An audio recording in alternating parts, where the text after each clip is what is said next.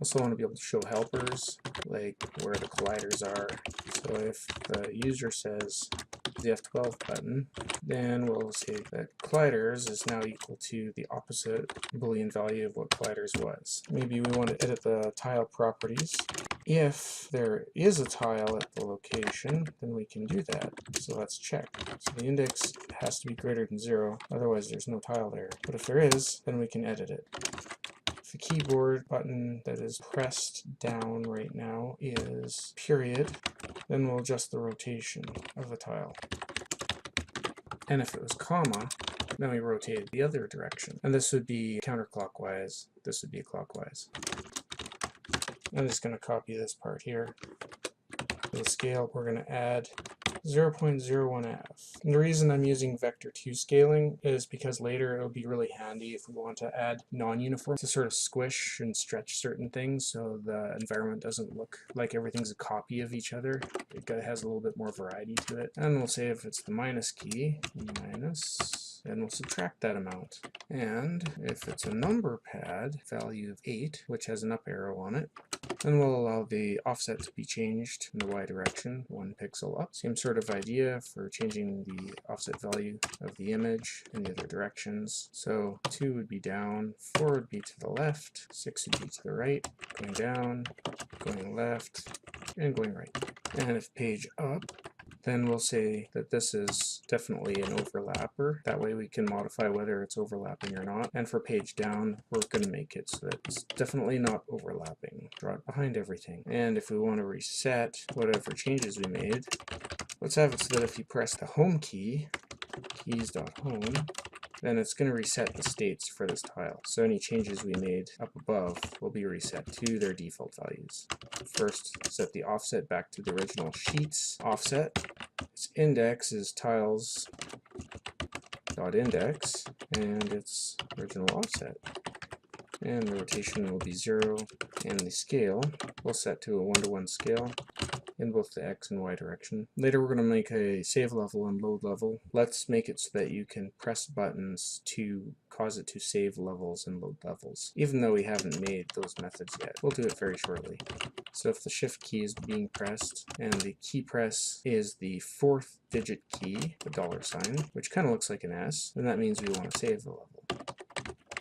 Like I said, we haven't made this yet, so we'll say game 1 level name. We'll store the level name that we're working on in game 1. That way we don't have to go hunting for it. We know that most of our primary constants that we want to change are just going to be in our main game 1 module. So let's go there. Go to game 1 first, and go to the top of game 1. We'll make some, I guess they're not really constants because we might want to be able to change them dynamically, but we'll set a default value in here, and we'll put it in the content folder. And keep in mind, this is the runtime content folder this is going into. So this is stored in the binary executable version of content. And while we're here, let's make a backup file too. So just copy this and make a backup name. We'll just call it backup. That way if you make this big, huge, elaborate level and you accidentally save some crappy level over top of it, you can just load the backup. Okay, go back into editor, and we'll do the same thing with loading levels. Shift down, and we got a key press of D1, that's the exclamation mark. First check if the file we want to load exists. So file dot, we got to resolve this, system.io. So now at the top it'll say using system.io right here, and check to see if it exists, the level name. We'll say load level.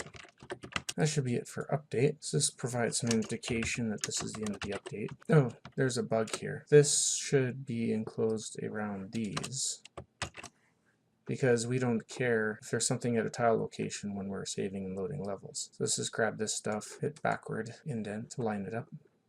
That was our update. Now let's add something that will show the location that we want to edit tiles at on the map. We'll also make it so that it'll show where the player's starting location is, if it's on the screen, and any monster starting locations. I'll call it draw locators.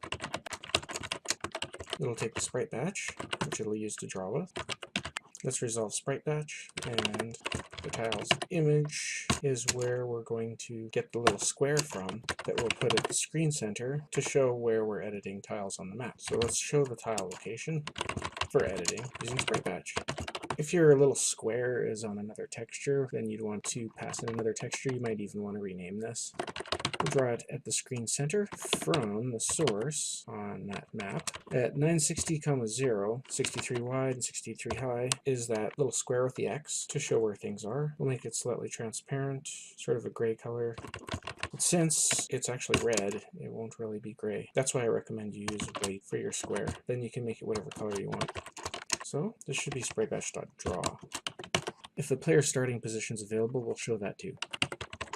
So if on the map's start data, which is the player's starting location X, is within the tile range starting at A1, these are the visible tile sections, A1 to A2, B1 to B2, and it's less than A2.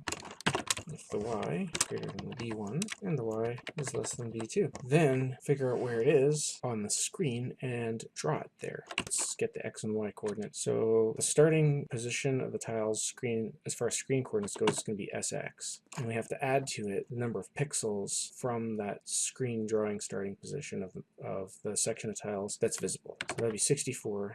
And then however many tiles to the player's starting position, which is startData.x. And same concept for the Y.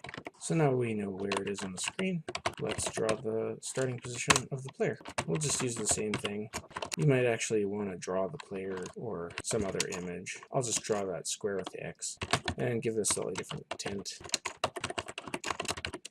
I just realized I have a bug up here. That should be .none. We could also draw the monster locators. Draw tiles, show the colliders this time. In edit mode, it's going to be true. And that tells it not to redraw the tiles, but just to draw only the monster starting locations at the tiles. So that way it can figure out the screen coordinates and just draw what it needs to draw at those coordinates. And those will indicate the monster start locations. So what that does is when it goes into draw tiles, these are true, so it'll draw the colliders, and if there's any monsters, it'll draw those. Let's also show some instructions for the editor so that we can understand how to use our editor. It's going to need a sprite batch, and we'll use the far background to create a backdrop because it's got lots of black in it. And we'll need the sprite font so that we can draw strings and the screen's dimensions. So let's go sprite batch to draw, and we'll create the backdrop, the dark backdrop, so that we can read our instructions more easily. So we'll use a rectangle destination to draw it at 0, 0, 200 wide, screen height, and the source will be a new rectangle, just the top left-hand pixel of the far background, which we'll make black with 150 transparency. So we'll make it black and about half transparent. This makes a dark rectangle where the instructions are and makes them easier to read.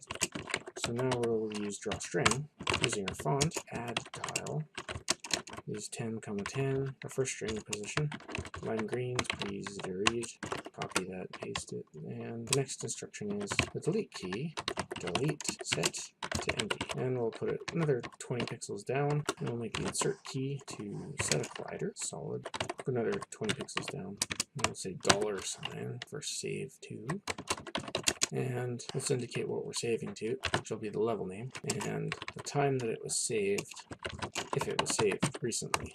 So plus time saved, I'll put that at 70, another 20 pixels down. And exclamation mark will be a load from, and we don't need a time for that, so we'll just delete this part. Another 20 pixels down would make 90. Asterisk will load from backup, in case you messed up a level and you just want to load the previous level that you had worked on. Let's make it so that M key will set the player position. Another 20 pixels down, and we'll need something for rotation, which we established as lesser greater than, which is comma and period, and that would be rotate. I'll put that at 150 down. Minus and pluses for scale. 170. Page up, page down. Up or down is to edit the overlap. Numpad will control the offset, so you can move the tile around from its original location. Home will reset the tile to its original, so that it's not rotated, scaled, or offset, or anything. Enter key is for testing the level. Let's say F12 is to show colliders, so you can see where solid objects are that you can run into, and they'll be marked by little squares. Keys 1 to 9 are for adding characters, like monsters, or possibly NPCs if you're going to have NPCs.